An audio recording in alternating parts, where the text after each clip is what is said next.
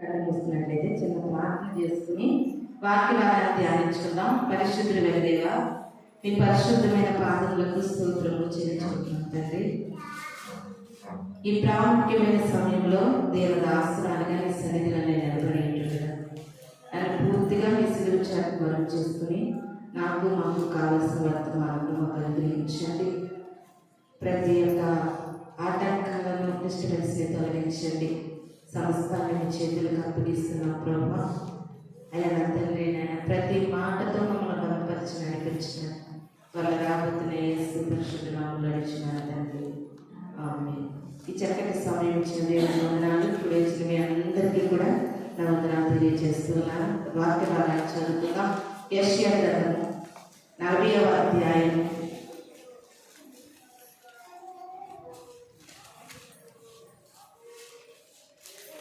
యెషయా గ్రంథము 40వ అధ్యాయం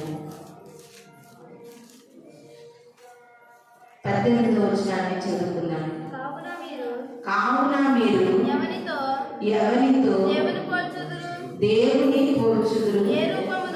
ఏ రూపమును ఆయనకు సాటి చేయగలరు? చాలు. మనం చదువుకున్నటువంటి ఈ వాక్య భాగంలో ప్రవక్త అయినటువంటి యెషయా గారు తెలియజేస్తూ ఉన్నారు. ఏమనంటే, మీరు దేవుణ్ణి పోల్చాలంటే ఎవరితో మీరు పోల్చగలరు? ఏంటంటే, దేవుణ్ణి మీరు పోల్చాలంటే ఎవరితో మీరు దేవుణ్ణి పోలుస్తారు? ఆయన పోల్చడానికి ఏదో ఒక రూపం ఉండాలి. ఆయన పోల్చడానికి ఏముండాలండి? రూపం ఉండాలి. ఏ రూపం ద్వారా మీరు ఆయన పోల్చగలరు అని యెషయా భక్తుడు ప్రశ్నిస్తూ ఉన్నాడండి. ఇక్కడ చూడండి, ప్రశ్నార్థకం ఉంది కదా, క్వశ్చన్ మార్క్. యెషయా భక్తుడు ఈ ప్రపంచంలో ఉన్న ప్రతి మానవులను కూడా ఈ వాక్యము ప్రశ్నిస్తూ ఉంది. ఏమంటే, మనము నమ్ముకున్నటువంటి దేవుణ్ణి, మనం ఆశ్రయించినటువంటి దేవుణ్ణి మనము ఎవరితో దేవుణ్ణి మనం పోల్చగలము?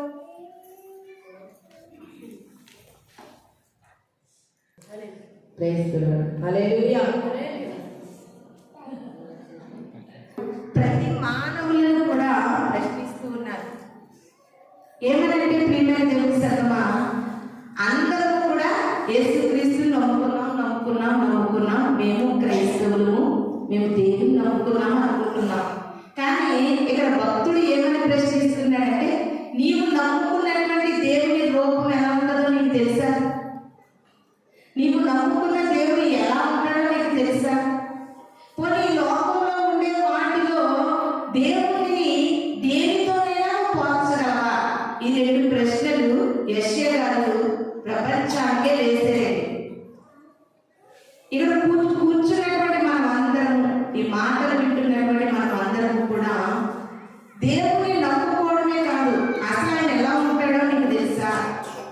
ఆయన ఎలా ఉంటాడని నీవు ఎవరితోనైనా చెప్పేటప్పుడు దేవుడు ఎలా ఉంటాడని ఎలా చెప్పగలము? దేనితో పోల్చగలము అని, ఏ రూపము ఆయనకు సాటి అయినది అని యెషయా భక్తుడు తెలియజేస్తూ ఉన్నాడు. మనం ఈ దినాన్ని చెప్పుకుంటున్నటువంటి వాక్యం యొక్క ముఖ్య ఉద్దేశం ఏంటంటే రూపము. ఏంటంటే, రూపము. ఈ ప్రపంచంలో ఎన్ని తరాలు మారినా, యుగాలు మారినా, జగాలు మారినా, ప్రపంచంలో ఎన్ని కాలానుగుణంగా పరిస్థితులు మారినప్పటికీ కూడా ఏ దేశమైనా, ఏ జాతైనా, ఏ రాష్ట్రమైనా, ఎవరైనా సరే ఈ ప్రపంచం యావత్తు కూడా రూపం లేనిది దేనిని కూడా మనం గుర్తించలేము. అంతేనంటారా? రూపం లేనిది దేనిని కూడా మనం గుర్తించలేము. ఇప్పుడు ఇది బైబిల్ పెట్టుకోవడానికి స్టాండ్ ఉందనుకో, దీనికి ఒక రూపం ఇక్కడ ఏర్పాటు చేస్తాం. ఈ రూపాన్ని బట్టి ఇది బైబిల్ పెట్టుకోవడానికి స్టాండ్ అని మనం గుర్తించగలుగుతాం. ఈ మైక్కి ఒక రూపం ఉంది. మనం వేసుకుంటున్నటువంటి ప్రతి వస్త్రాలకి, ప్రతి ఒక్క లోహానికి కూడా రూపం ఉంది. మీరు కూర్చున్న చాపలకి రూపం ఉంది, కూర్చున్న కుర్చీకి రూపం ఉంది, మనం వేసుకుంటున్న ఫ్యాన్స్ రూపం ఉంది, అన్నిటికీ రూపం ఉంది. రూపాన్ని బట్టి మనం గుర్తించగలుగుతాం. రూపమును బట్టి ఇది ఫలానా వస్తువు అని మనం గుర్తించగలుగుతాం. రూపం లేకపోతే మనం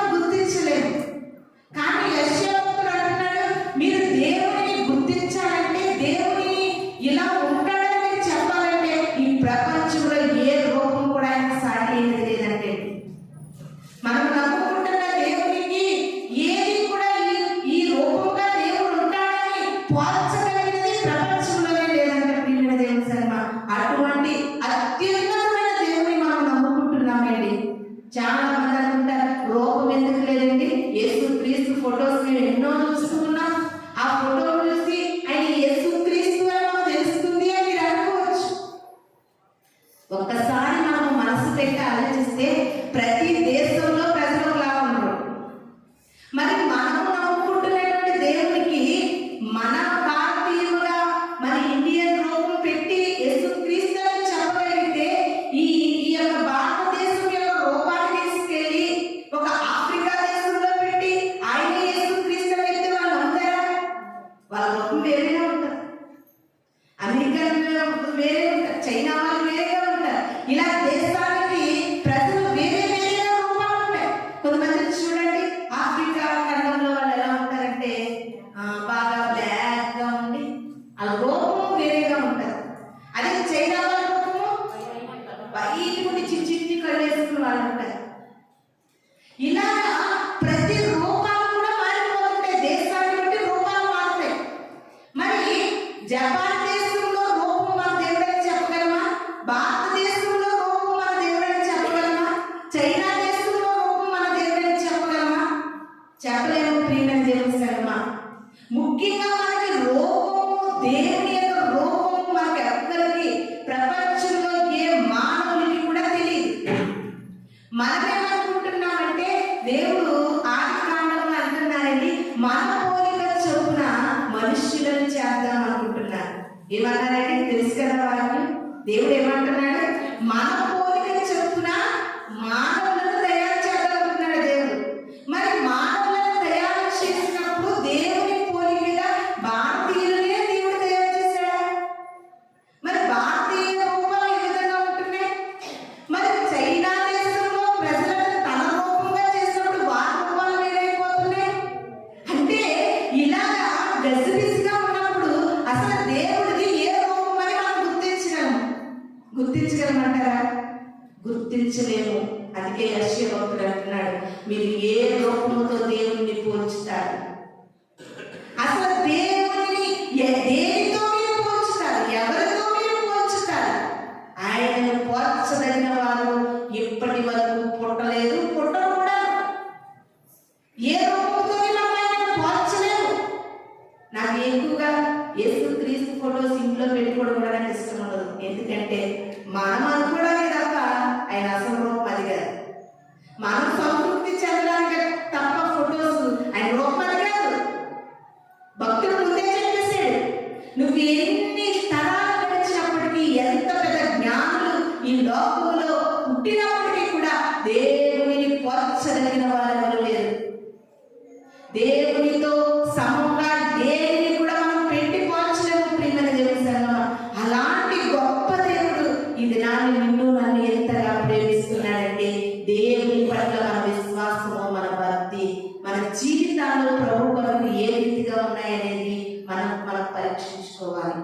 రూపము లేకపోతే దేనిని కూడా మనము పోల్చలేమండి. ఇక్కడ లైన్గా ఒక డాక్టర్ గారు, ఒక లాయర్ గారు, ఒక జడ్జి గారు, ఒక కలెక్టర్ గారు, ఒక పాస్టర్ గారు, ఒక సామాన్యమైన వ్యక్తి, ఇన్ని రకాల మనుషుల్ని ఇక్కడ పెట్టాం. మనుషుల్ని ఇక్కడ పెట్టాము కానీ వారు ఎప్పుడో చనిపోయినటువంటి మనుషులు. మన్ను అనేది మట్టిలోనే కలిసిపోవాలి. అది ఎప్పుడో చచ్చిపోయారు, వారి శరీరం అంతా మట్టిలో కలిసిపోయింది. ఇక్కడ ప్రెసెంట్ ఏం పెట్టామంటే స్కెలిటన్స్ పెట్టాం.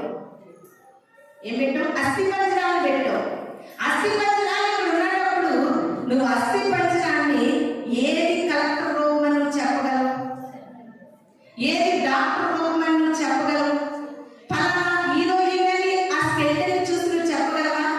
పలానా హీరో చాలా అందంగా ఉంటాడండి, చాలా అందగాడు కదా, ఆ హీరో అంటే చాలా ఇష్టమని మురిసిపోతుంటారు చాలా మంది. ఆ రూపాన్ని స్కెలిటన్ రూపంలో నువ్వు చెప్పగలవా? చెప్పలేము. ప్రియమైన దేవుని సంగమా, మీరు బాగా ఆలోచించండి. ఏది నీ రూపమని ఆ రూపాన్ని బట్టి కనుక నువ్వు గర్విస్తున్నావేమో, నా రూపం బాగుంది కదా అని నువ్వు అతిశయిస్తున్నావేమో, అది ఎంతకాలం వరకు నీకు ఉంటుందంటే మట్టిలో కలిసేంత వరకే. మట్టిలో కలిసిన మరుక్షణము నీకు రూపురేఖలు లేకుండా మాయమైపోతాం. ప్రియమైన దేవుని సంగమా, అందుకే దేవుడు ఆదికాండము 2వ అధ్యాయంలో చక్కటి మాట తెలియజేస్తున్నాడు. ఆదికాండము 2వ అధ్యాయము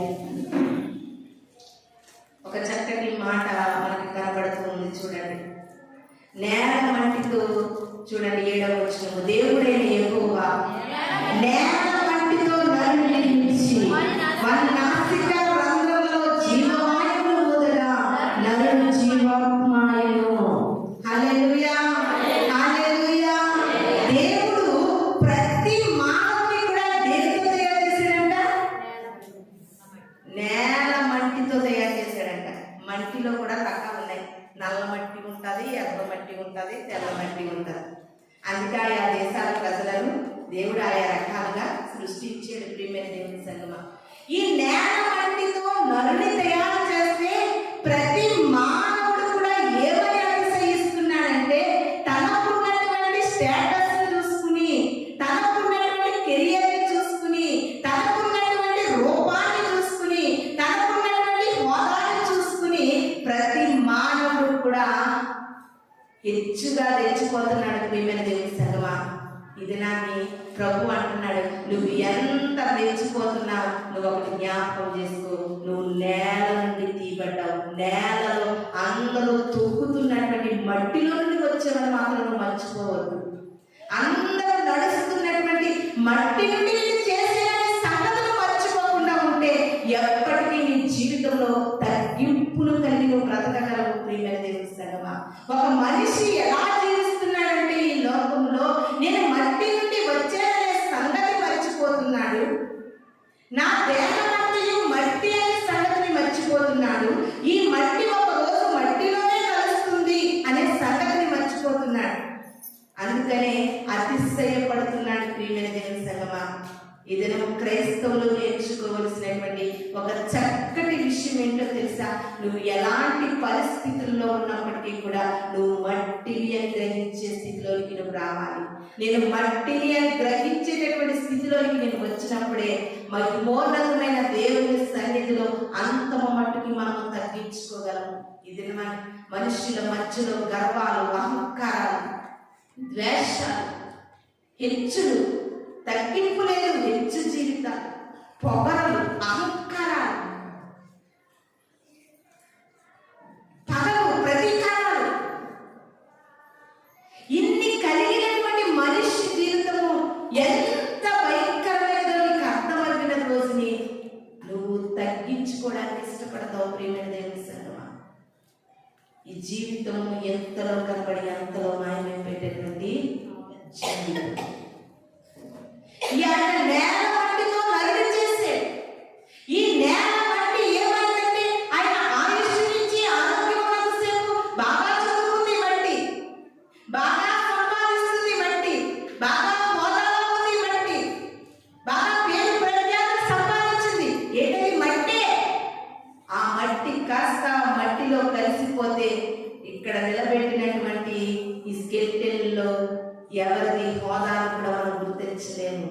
ఎవరు బ్రతికినంత కాలము అందముగా బ్రతికారు. ఎంత అందమైన జీవితం, ఎంత అందమైన రూపమో ఈ అస్థి పంజరాలు చూసి మనం చెప్పలేము. ప్రియమైన దేవుని సంగమా, దేవుడు ఎంత జ్ఞానయుక్తంగా ఒక మనిషిని తయారు చేస్తాడో మీకు బాగా అర్థం కావాలి. దేవుడు ఎంత జ్ఞానయుక్తంగా మనిషిని తయారు చేశాడు. నిజముగా ఈ పై రూపము మనకు లేకపోతే ప్రతి మానవుల ఎముకలు కూడా ఎముకలు ఎన్నో ఒకలాగే ఉంటాయి. కళ్ళు, నరాలు, బ్లడ్ అన్ని ఒకలాగే ఉంటాయి.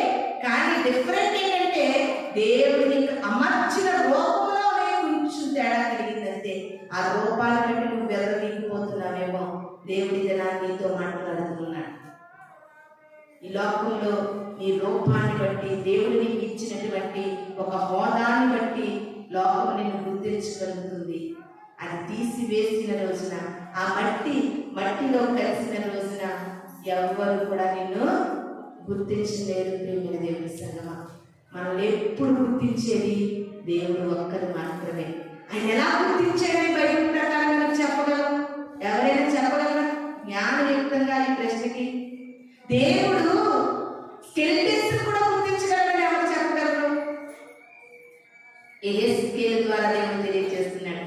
ఎండిపోయిన ఎముకలు చెల్లాచెదరైన ఎముకలను కూడా పలానా వ్యక్తి అని దేవుడు గుర్తించి వారి మాంసమును వర్ణించాడండి, వారి ప్రాణాన్ని వర్ణించాడు. ఈ లోకంలో నువ్వు అస్థి పంజరంగా మిగిలిపోయినా నిన్ను గుర్తించేది పరిశుద్ధాత్మ దేవుడు అక్కడే. హల్లెలూయా, హల్లెలూయా. మట్టిలో పెట్టిన నిన్నంటండి, నువ్వు మట్టంతా పోయిన తర్వాత అస్థి పంజరంగా ఉంటే కన్న తల్లి నేను గుర్తించలేదంట. పాట ఉంటుంది, చాలా బాగుంటుంది. మట్టిలో పెట్టిన నిన్ను గుర్తించదు నీ తల్లి. ఎంత గొప్ప దేవుడు కలిగి ఉన్నావో ఒక్కసారి ధైర్యం తెచ్చుకో ప్రియమైన దేవుని సంగమా.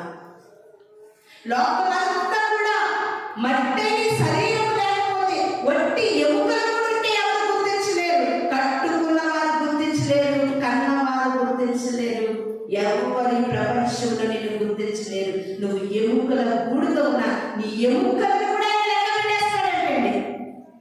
నీ ప్రతి ఎముకలను కూడా ఆయన దృష్టిస్తాడు. నీ తల వెంట్రుకలను ఆయన దృష్టిస్తాడు. ఎముకల గూళ్ళను ఆయన దృష్టించి యేసుదేవుని ద్వారా ఎముకలను కూడా బ్రతికించి మరలా ఒక ఎముకలకు శరీరం తొడగలేదు, ఎవరి శరీరం వారి ఎముకలకు తొడగలేదు. ప్రియమైన దేవుని సంగమా, అందుకే అంటున్నాడు పిండాన్ని కూడా ఎవరు గుర్తించలేరు. పిండం ఎలా ఉంటారు, అవయవాలు లేని పిండాన్ని ఎవరు గుర్తించలేదు. పిండము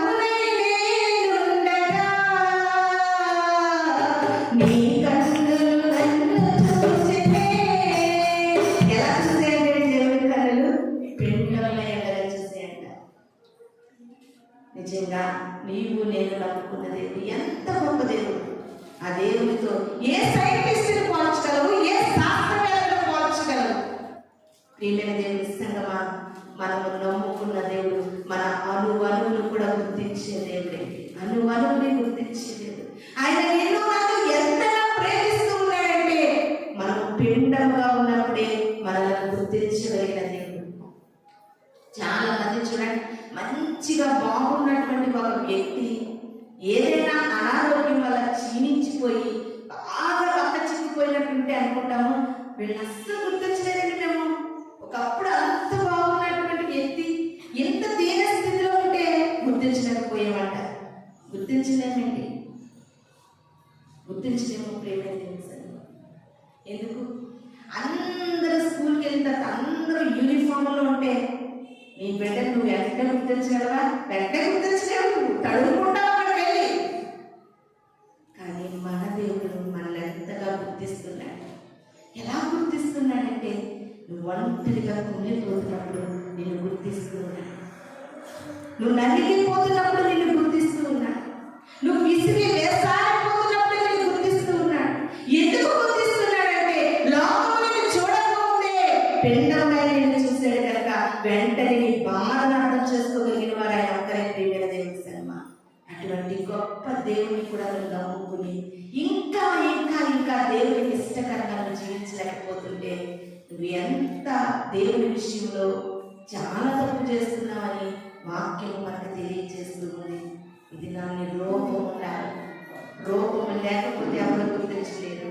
రూపము లేనప్పుడు కూడా దేవుడు మనల్ని గుర్తించగలని వాక్యం మనకి క్షుణ్ణంగా తెలియజేస్తుంది. కీర్తనల గ్రంథము 106వ అధ్యాయము 20వ వచనం. కీర్తనల గ్రంథం 106వ అధ్యాయము 20వ వచనం. నాకు మహిమాస్పదము తన మహిమాస్పదము గట్టివేయు ఎద్దు రూపములకు మార్చిరి. హల్లెలూయా, హల్లెలూయా. మనం చదువుతున్నటువంటి కీర్తనల గ్రంథంలో దేవుడు బాధపడుతున్నాడంటే ఏమని బాధపడుతున్నాడంటే మహిమాస్పదమైనటువంటి నన్ను ఎలా మార్చేసారు తెలుసా ఈ ప్రజలు? ఎద్దు రూపంలో మార్చడానికి పూజిస్తున్నారు అంటున్నాడండి. ఈ పని ఎవరు చేశారు? ఇశ్రాయేలీయులు చేస్తే మహిమాన్వితుడైనటువంటి దేవుడిని పూజించవలసిన వారు మాకు ఒక దేవుడు కావాలని ఎద్దుని ఒక దేవుడిగా పెట్టుకుని ఎద్దు రూపాన్ని బట్టి దేవుడిని ఆరాధిస్తూ ఉన్నారంట. మరి యెషయా భక్తుడు ఏం చేస్తున్నాడు? ఈ లోకంలో మీరు దేవునితో పాటు ఏది కూడా మీరు సరితూగలేరు, మీరు పోల్చలేరు. ఒక రాయిని బట్టి నువ్వు దేవుడిని పోల్చకూడదు, ఒక ఎద్దుని బట్టి నువ్వు దేవుడిని పోల్చకూడదు, ఒక కర్రను బట్టి నువ్వు దేవుడిని పోల్చకూడదు. ఏది కూడా ఆయనకు పోల్చదగినది లోకంలో లేదంటే ఇశ్రాయేలు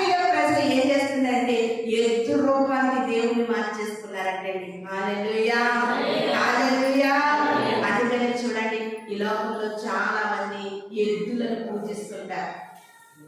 మేము హిందూస్ మధ్య ఉన్నప్పుడు పెద్ద ఆవు వచ్చేది. వాళ్ళు తిని ఫ్రూట్స్ కూడా ఆకు పట్టుకెళ్ళి ఇంట్రెస్ట్గా పెట్టుకునేవారు. దానికి బొట్టులు పెట్టేవారు. ఎద్దు రూపానికి మార్చుకుంటున్నాను. నిజమైన దేవుడిని తెలుసుకున్న నీవు ఏ రూపానికి కూడా దేవుడిని మార్చుకోకూడదు. నిజమైన దేవుడు ఎవరో తెలుసుకుని కూడా ఇశ్రాయేలు ప్రజలు ఎద్దు రూపాన్ని మార్చుకున్నారట. ఎంత బాధాకరంగా దేవుడు మాట్లాడుతున్నాడు. మహిమాస్పదమైన నన్ను విడిచి వీరు ఎద్దు రూపాన్ని ఆరాధిస్తూ ఉన్నారు. మొట్టమొదటిగా నేను చెప్పాను, దేవుని ఏ రూపంతో పోల్చడానికి ఏది లేదండి. లోకంలో ఏది లేదు. ఆయన కళ్ళారా చూసిన వారు కూడా ఎవరు లేరు. మోషే అంటున్నాడు, ఒక్క ఆశ నిన్ను చూడాలని. మోషే, నువ్వు నా రూపాన్ని చూస్తే బ్రతకలేవయ్యా. దేవుణ్ణి చూడాలంటే మన మట్టితో ఉన్నటువంటి కన్నులు సరిపోవు ప్రియమైన దేవుని. అటువంటి దేవుని రూపాన్ని ఎద్దు రూపంలోకి మార్చేసిన ఇశ్రాయేలు లాంటి ప్రజలు ఈ లోకంలో క్రైస్తవులలో వాక్యం ఆలకిస్తున్న వాళ్ళు ఎవరైనా ఉన్నారా? వాళ్ళు ఎద్దు రూపాన్ని మార్చుకున్నారు. నీవు ఆ స్థానంలో ఏది దేవునికి అయిష్టమైనది పెట్టుకుని పూజిస్తూ ఇష్టపడుతున్నావు? ఆయన అయిష్టమైన కార్యాలను ఇష్టపడుతూ అదే నాకు ముఖ్యము, అదే నా దైవము, అదే నాకు ముఖ్యమని నువ్వు దేవుని ఆరాధిస్తున్నావు. ప్రియమైన దేవుని సంగమా, జాగ్రత్త. నేను తప్ప వేరొక దేవుడు మీకు ఉండకూడదు. అది ఆకాశంలో కానీ భూమి అని కానీ నేను తప్ప వేరే దేవుడు మీకు ఉండకూడదని దేవుడు క్షుణ్ణంగా తెలియజేస్తున్నాడు. కొంతమంది బిడ్డలని ఎంతో దేవుడి కంటే కూడా ఇష్టంగా ప్రేమిస్తూ ఉంటారు. ముందు నీవు ఒకటి నేర్చుకో, ఆయనను ఎక్కువగా ప్రేమించడం నేర్చుకో. ఆయనకి ఎక్కువ ప్రయారిటీ ఇవ్వడం నేర్చుకో. ఆయనకి ఎక్కువ ప్రాధాన్యత ఇవ్వడం నేర్చుకో. దేవుని కంటే ఎక్కువగా అబ్రాహాము ఇస్సాకును ప్రేమించడం మొదలెట్టే దేవుడు అంటున్నాడు, వద్దొద్దు, ఈసారి నుండి నా మీద నీ ప్రేమ తగ్గిపోయింది. ఆ కొనను తీసుకొచ్చిన బలిచ్చే అంటే అబ్రాహాము ఏమాత్రం సందేహించకుండా బలిపడానికి సిద్ధపడ్డాడు. అంటే దేవుడు తెలియజేస్తున్నాడు. కానీ ఎన్నో ప్రార్థనలు, ఉపవాసాలు, ఎంతో కన్నీరు కాచి సంపాదించుకున్న సమయాలు దేవుని కంటే నాకు ఎక్కువ కాదనుకుని తీసుకెళ్లి దేవాలయంలో విడిచిపెట్టింది. ఈ లోకంలో నువ్వు దేవుని కంటే ఎక్కువగా దేనిని ప్రేమిస్తున్నావో అదే నీ జీవితంలో విగ్రహముగా మారిపోతుంది.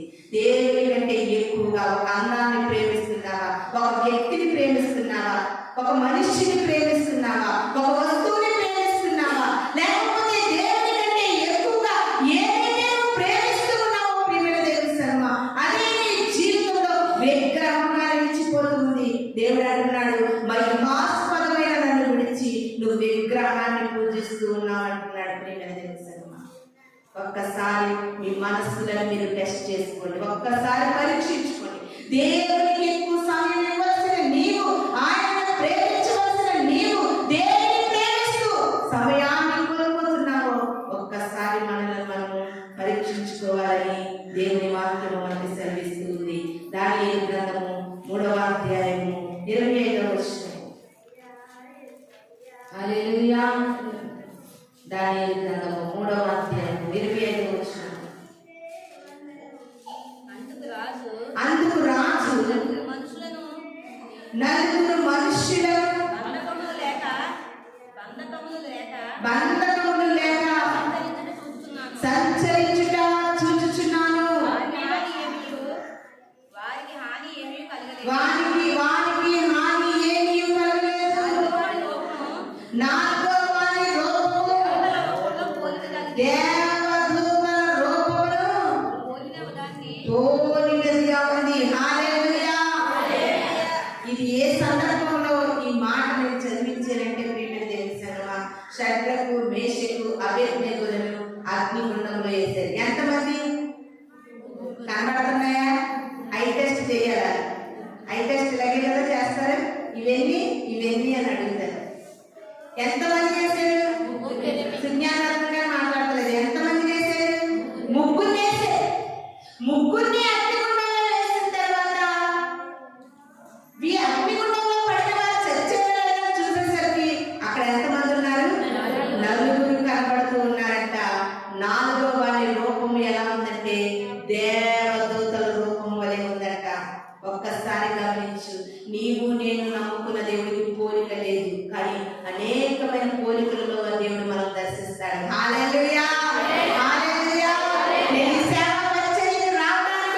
దేవుడు నన్ను దర్శించాడు.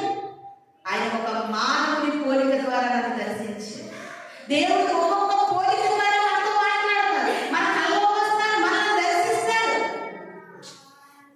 ఇక్కడ షడ్రకు, మేషకు, అబేద్నెగోను దేవుడు దర్శించడానికి, వాళ్ళని కాపాడడానికి దేవదూతల రూపాన్ని పోలినటువంటి దేవునిగా కనిపిస్తున్నాడు. ప్రియమైన దేవుని సంగమా, లోతు గారి దగ్గరికి వెళ్ళారు ఇద్దరు మనుషులు, దేవదూతల రూపం వంటి మనుషులు.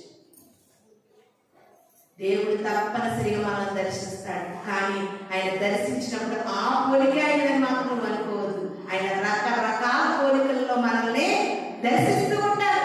అందుకని యెషయా భక్తుడు అంటున్నాడు, ఆయన రూపమును పోల్చదగిన వారు ఎవరు కూడా లేరు. ప్రియమైన దేవుని సంగమా, ఇంకొక మాటను చదువుకుందాం. అదే దానియేలు గ్రంథము 8వ అధ్యాయం 15వ వచనం చదువుకుందాం. దానియేలు గ్రంథం, దానియేలు, నేను దర్శనం చూశాను, దాన్ని తెలుసుకున్నదగిన వివేకమును పొందవలనని ఉండగా మనుష్యుని రూపము గలవాడు నా ఎదుట నిలిచెను. హల్లెలూయా, హల్లెలూయా. షడ్రకు, మేషకు, అబేద్నెగోలకి ఒక రూపము ఏంటంటే దేవదూతల రూపం వారి మధ్యలో ఉంది. ఇప్పుడు దానియేలు గారి దర్శనం చూస్తున్నారంట. ఆ దర్శనంలో ఎవరి రూపం కనబడుతున్నాయండి? మనుష్యుని రూపం కనబడుతుంది. చూడండి, దేవుని రూపము ఎన్ని విధాలుగా మనుషులను దర్శిస్తూ ఉంది. దానియేలు గారు దర్శనంలో చూస్తూ ఉంటే ఒక మనుష్యుని రూపము దానియేలు గారికి కనబడుతూ ఉంది. ఇది నా ప్రియమైన దేవుని సంగమా, ఆయన ఏ రూపం అనేది మనం చెప్పలేము, కానీ ఆయన లోకంలో అనేక రూపముల ద్వారా మనలను దర్శిస్తాడనే సంగతి ఇది నా క్రైస్తవ్యము తెలుసుకోవాలి. క్రైస్తవ్యము తెలుసుకోవాలి. మన దేవుడు ఇలా ఉంటాడని మనం నిర్ధారణ చేయకూడదండి. ఆయన ఏ రూపముగానైనా సరే మనలను దర్శిస్తాడు. మనుష్యుని రూపముగా దానియేలును దర్శించాడు, దేవదూతల రూపముగా 3 భక్తులను దర్శించాడు. ప్రియమైన దేవుని సంగమా, ఇంకా మనం చూసుకున్నట్లయితే 1 కొరింథీయులకు రాసినటువంటి పత్రిక 15వ అధ్యాయము 40వ వచనం చూసుకుందాం. 1 కొరింథీయులకు రాసిన పత్రిక 15వ అధ్యాయము 40వ వచనం,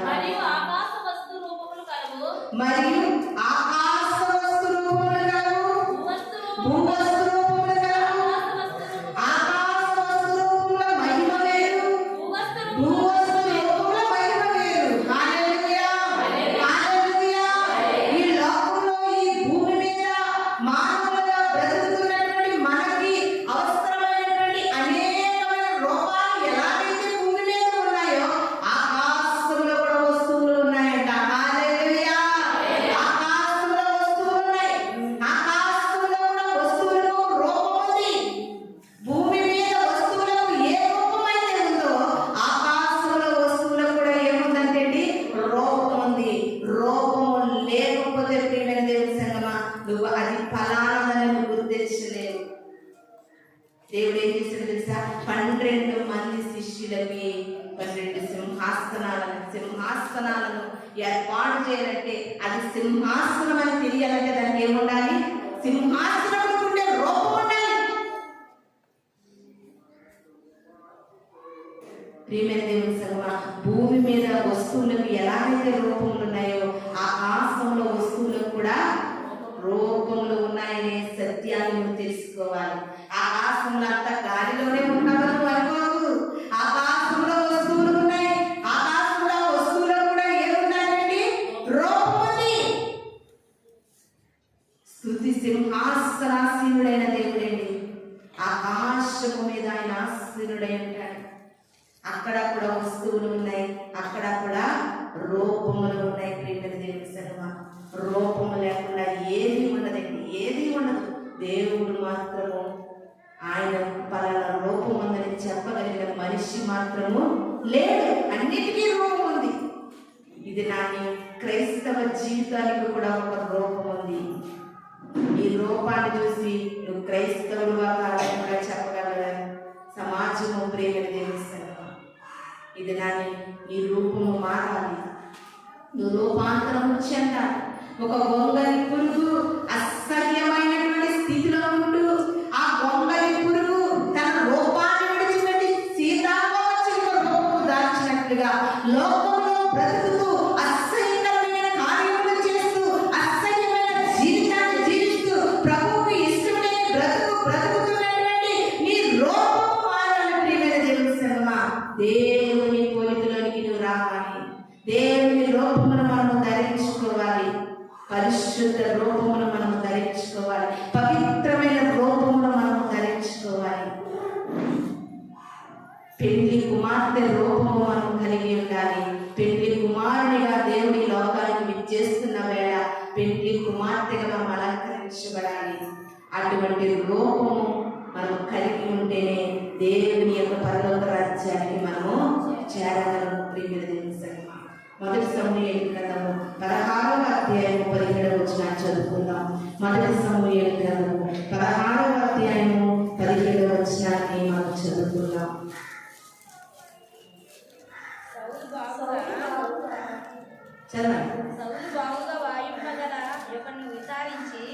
మొదటి సమూయేలు గ్రంథము 16:17 7వ వచనం. సారీ, మొదటి సమూయేలు గ్రంథము 16వ అధ్యాయము 7వ వచనం. అయితే యెహోవా సమూయేలుతో ఇలా సెలవిచ్చెను, అతని రూపమును వాని ఎత్తును లక్ష్యపెట్టకుము. మనుషులు లక్ష్యపెట్టి వారిని యెహోవా లక్ష్యపెట్టడు. హల్లెలూయా, హల్లెలూయా. ఈ లోకం ఎక్కువగా ఏది చూస్తుందంటే మనిషి రూపాన్ని చూస్తుంది, మనిషి ఎత్తును చూస్తుంది, మనిషి రంగును చూస్తుంది, మనిషి అందాన్ని చూస్తుంది లోకం. దేవుడు అంటున్నాడు, మనుషులు లక్ష్య పెట్టే వాటిని నేను ఎప్పుడు కూడా లక్ష్య పెట్టను. జాగ్రత్త. అతడు ఎత్తుగా ఉన్నాడా, ఎర్రగా ఉన్నాడా, బలంగా ఉన్నాడా చూడవద్దు సమూయేలు. మనుషులు రూపమును లక్ష్య పెడతారు, కానీ నేను హృదయాంతరంగా లక్ష్య పెట్టేవాడిని. మనం ఏం చేస్తామంటే అందంగా ఉన్న రూపాలను కోరుకుంటూ ఉంటాం. నిజంగా మన యొక్క గుండె ఎలా ఉంటుందో చాలా మంది ఫోటోలు అది చూస్తారు కదా, ఆర్ట్లో గుండె ఎలా ఉంటుందో, దాని ఆకారం ఎలా ఉంటుందో చూస్తారా? అందంగా ఉండేవారి గుండె అందంగా, అందంగా లేని వారి గుండె అందంగా ఉంటుందా? అందరి గుండెలు ఒకలాగే ఉంటాయి, అందరి కిడ్నీస్ ఒకలాగే ఉంటాయి. మనలో ఈ పై రూపం కాదు, లోపల ఉన్న ప్రతి అవయవాలు అందరికీ ఉంటాయి, అందరికీ ఒకలాగే ఉంటాయి. అందుకే దేవుడు అంటున్నాడు, నువ్వు పై రూపాన్ని చూడకు సమూయేలు, నువ్వు పై రూపాన్ని చూడవద్దు. మనుష్యులైతే పై రూపాలను చూస్తారు, కానీ యెహోవానైన నేను హృదయాంతరంగాలను చూసే దేవుడను, హృదయాన్ని చూసే దేవుడను. ఇది నాటి ప్రభు అంటున్నాడు, ఒకవేళ నీవు కనుక మనుషుల పై రూపాలను చూస్తూ మోసపోతున్నావేమో ప్రియమైన దేవుని సంగమా, ఆయన హృదయాంతరంగా చూసే దేవుడు. ఒకవేళ మోసపోతున్నావో, లేకపోతే నీ పై రూపాలను బట్టి మనుషులను మోసగిస్తున్నావో నాకు తెలియదు, కానీ దేవుడు అంటున్నాడు ఆయన హృదయాలను చూసే దేవుడు. ప్రతి హృదయాలను ఆయన తట్టి తట్టి చూస్తున్నాడు. నీ హృదయంలో ఆయనకి ఎంత స్థానం ఉందో ఆయన చూస్తున్నాడు. నీ హృదయంలో దేవుడికి ఎంత గౌరవం ఉందో ఆయన చూస్తున్నాడు. నీ హృదయంలో ఎంత భక్తి ఉందో ఆయన చూస్తున్నాడు. నీ హృదయంలో దేవుడు అంటే ఎంత భయం ఉందో ఆయన చూస్తున్నాడు. నీ హృదయంలో దేవుడికి ఎంత ప్రాధాన్యత ఉందో ఆయన చూస్తున్నాడు. మనుషులైతే పై రూపాలను చూస్తారేమో, కానీ దేవుడి హృదయాలను చూసే దేవుడైతే. ఇది నాకు నీ రూపాన్ని బట్టి, లేకపోతే ఎదుటివాని రూపాన్ని బట్టి నువ్వు అంచనాలు వేకు ప్రియమైన దేవుని సంగమా. ఆయన హృదయాంతరంగాలు చూసే దేవుడు, ఆయన హృదయాంతరంగాలు చూసే దేవుడు. చర్చికి వచ్చినప్పుడు ఒక రూపము, చర్చి బయట ఇంకొక రూపము. చర్చికి వచ్చినప్పుడు ఒకలా మేకప్ పోతారు, చర్చికి రావడానికి మనమే రూపాలు మార్చుకుంటూ తిరుగుతున్నాం, కానీ ఆయన మాత్రం చర్చికి వచ్చినా నీ హృదయం ఒకలాగే చూస్తున్నాడు, బయట ఉన్నా నీ హృదయాన్ని చూస్తున్నాడు. మనుష్యులు పై రూపాలు చూసినట్లుగా ఆయన మన పై రూపాలను చూసే దేవుడు కాదు. నీ హృదయాంతరంగపు లోతులలో గూడు కట్టుకుపోయినటువంటి విశ్వాసాన్ని ఆయన చూస్తున్నాడు, ఆ యొక్క నిరీక్షణ ఆయన చూస్తున్నాడు, ఆ భక్తిని ఆయన చూస్తున్నాడు, ఆ భయాన్ని దేవుడు చూస్తున్నాడు. అలాగే దావీదు గుండెలో ఉన్నటువంటి దేవుని యొక్క భయభక్తులను చూశాడు కనుక రూపమును చూసిన లెక్క పెట్టద్దు. దావీదు నేను కోరుకున్నటువంటి రాజు అని ఇచ్చాడు ప్రియమైన దేవుని సంగమా. ఈ లోకంలో పైరూపము శాశ్వతం కాదు, పైరూపము శాశ్వతం కాదు. రూపం అంటే ఒక్క వ్యాధితో ఏమైపోతుందంటే అంతరించిపోతుంది. ఒక్క చిన్న వ్యాధి మనలోకి సోకితే ఈ అందమైన రూపం అని ఎవరైతే వెర్రెవెలుగుతున్నారో రూపము లేకుండా పోతుంది ప్రియమైన దేవుని సంగమా. చాలాసార్లు సోషల్ మీడియా వచ్చిన తర్వాత గొప్ప గొప్ప సినీ హీరోయిన్స్ భయంకరమైన క్యాన్సర్ వ్యాధులతో బాధపడుతున్న వారి దినాన్ని వారి ముఖము కూడా చూడలేని అసహ్యకరమైన పరిస్థితుల్లోని వారు వచ్చారు. ఏది శాశ్వతం కాదు ఈ లోకంలో, ఏది శాశ్వతం కాదు. ఏది మీరనుకుంటున్నావో అది నీకు శాశ్వతం కాదు ప్రియమైన దేవుని సంగమా. కాకపోతే ఒకటి, నీ హృదయంలో దేవునికి ఇష్టపడేటటువంటి రూపము మనం సంపాదించుకోవాలి. ఒక క్రైస్తవునిగా నా రూపము ఈ రీతిగా దేవునికి ఒక సాక్షిగా ఉందని సంపాదించుకోవాలి. కానీ ఈ లోకంలో నీకు రూపము దేవుడు అందమైన రూపం ఇస్తే సంతోషించు. అందంగా లేని రూపం ఇచ్చినా బాధపడవలసిన అవసరం లేదు. మనుషులందరినీ పై రూపాన్ని చూస్తారేమో కానీ ఆయన మన హృదయాన్ని చూసి నేను లక్ష్య పెడతాడనే సత్యాన్ని మనం గమనించుకోవాలి. లాస్ట్ ఒక మాట చూసుకుని మనం ముగించుకుందాం. లేవ్యాకాండము 26వ అధ్యాయము 1వ వచనం చూద్దాం. లేవ్యాకాండము 26వ అధ్యాయము 1వ వచనం. మీరు విగ్రహము చేసుకునకూడదు, చెక్కిన ప్రతిమను కానీ బొమ్మను కానీ పెట్టకూడదు. మీరు సాగిలపడకు ఏదో రూపంగా చెక్కబడిన రాతిని మీ దేశంలో నిలుపకూడదు. నేను మీ దేవుడైన యెహోవాను. హల్లెలూయా, హల్లెలూయా. మరి చిన్నప్పుడండి ఎవరైనా దూరంగా ఉన్నారనుకో, ఏ కువైట్లో ఎక్కడికి వెళ్ళిపోయారనుకోండి, అస్తమాన ఫోటో చూసుకుంటూ సంతోషించేవారు. ఎవరైనా మనకు దూరంగా ఉన్నారనుకో వాళ్ళ ఫోటో చూసుకుంటూ ఆనందించేవారు. చాలా మంది అయితే ఫొటోస్ పెట్టుకుని ముద్దులు పెట్టుకునేవారు కూడా ఉన్నారు. ఈ కాలాన్ని అయితే మనకెవరైనా దూరంగా ఉంటే ఫొటోస్ కాదు, సెల్లోనే ఆ స్క్రీన్ మీద పెట్టేసుకుంటున్నారు ఫొటోస్. కానీ దేవుడు ఏమంటున్నాడంటే ఆయన కంటే ఈ లోకంలో దేనిని కూడా మనము ఈ లోకంలో ఎక్కువగా ఎంచుకోకూడదు ప్రియమైన దేవుని సంగమా. మీ దేవుడైన యెహోవాను నేనే. చెక్కిన ప్రతిమను కానీ, చెక్కినటువంటి రాతి బొమ్మను కానీ, చెక్కిన చెక్క బొమ్మను కానీ ఏది కూడా ఈ మనుషులు తయారు చేసినది ఏది కూడా కొనకూడదంట ప్రియమైన దేవుని సంగమా. దేవుడిని నువ్వు ఆరాధించాలి. ఆయనను ఆరాధించేవారు ఆత్మతో సత్యముతో ఆయనను ఆరాధించాలి. ఎక్కువగా ఎవరి కోసమైతే మనం ఎక్కువగా ఆలోచిస్తామో వారంట మన కళ్ళలోకి వచ్చేస్తారండి. ఎవరి కోసం మనం ఎక్కువ ఆలోచిస్తామో వారు మన కళ్ళలోకి వస్తారు. అది సైకియాలజిస్ట్ చెప్పినటువంటి సత్యం. అదే దేవుడి కొరకు ఎక్కువగా ఆలోచించు, అనేకమైన దర్శనాలు మనకు కలుగుతాయి. దానియేలు గారు అస్తమానం దేవుడి కొరకు ఆలోచించారు కాబట్టి దేవుడి యొక్క దర్శనంలో మనుష్యుని పోలినట్లుగా దానియేలు దర్శనం చూస్తూ ఉన్నారు ప్రియమైన దేవుని సంగమా. ఇది నన్ను ప్రభు అంటున్నారు, దేన్ని బట్టి నువ్వు అతిశయించుకు, వెర్రబేగకు, గర్వపడకు, అహంకారపడకు. ఈ లోకము కొద్ది కాలమే, అది లోకము విడిచిపెట్టేంత కాలమే. ఆ తర్వాత ఆ యొక్క స్కెలిటన్ బొమ్మను తీసుకొచ్చి ఇక్కడ పెడితే అయ్యి బాబే కలెక్టర్ గారు ఎవరైనా నమస్కారం చేస్తారా? అస్థి పంజరాన్ని తీసుకొచ్చి ఒక కలెక్టర్ అస్థి పంజరాన్ని తీసుకొచ్చి ఇక్కడ పెట్టారనుకోండి, కలెక్టర్ గారు ఎవరైనా నమస్కారం చేస్తారా? చేయరు. నీకున్నటువంటి ఇవన్నీ కూడా నీలో ప్రాణం ఉన్నంత వరకే, నీలో ఊపిరి ఉన్నంత వరకే ఇవన్నీ ప్రియమైన దేవుని సంగమా.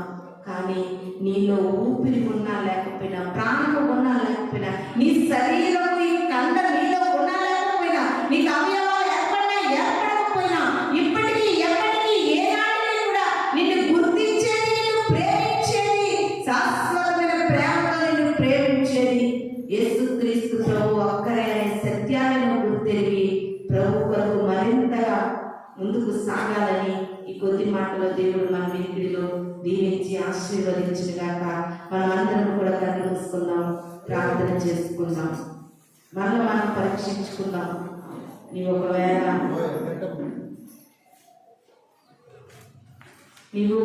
ప్రియమైన దేవుని సంగమా, ఈ లోకంలో ఏది శాశ్వతం అనుకుంటున్నాం? ఒక హోదా శాశ్వతం అనుకుంటున్నావా? ఒక పేరు శాశ్వతం అనుకుంటున్నావా? ఒక ప్రఖ్యాతి శాశ్వతం అనుకుంటున్నావా? ఇవన్నీ కూడా ఈ మట్టి మనిషిగా నీకు ఈ రూపం ఉన్నంతసేపే. మనం నమ్ముకున్న దేవునికి ఏ రూపముతో కూడా మనము పోల్చలేము. స్తోత్రము స్తోత్రము స్తోత్రములు పరిశుద్ధుడు తండ్రి. సర్వ సత్యంలోనికి ప్రభావం నడిపించడానికి అనేకమైన సంగతులు మాకు బయలుపరిచినందుకు మీకు స్తోత్రములు. అవును ప్రభు, అయా భూమి మీద ఉన్న వస్తువులకు రూపం ఉంది, ఆకాశపు వస్తువులకు కూడా రూపం ఉంది తండ్రి. కానీ క్రైస్తవులుగా జీవిస్తున్న మేము క్రీస్తు రూపముగా బ్రతకకుండా తండ్రి, మాకు ఇష్టం వచ్చిన రూపంలో ధరించుకునే ప్రభా ఇక ఆయాసకరంగా బ్రతుకుతున్నామేమో. క్రైస్తవ రూపము కలిగి ప్రభా, క్రైస్తవులం అనే ఒక రూపము కలిగి తండ్రి, ఒక గుర్తింపుగా దేవా మీ కొరకు మేము బ్రతికేటటువంటి జీవితాలు మాకందరికీ అనుగ్రహించమని ఈ వాక్యము ప్రతి హృదయంలో నీరు కట్టి నూరంతల ప్రతిఫలం దయచేయమని వాళ్ళు రాబోతున్న యేసు పరిశుద్ధ నామములో అడిగి వేడుకుని ప్రార్థిస్తున్నాను తండ్రి. ఆమేన్. మీ అందరికీ వందనాలు.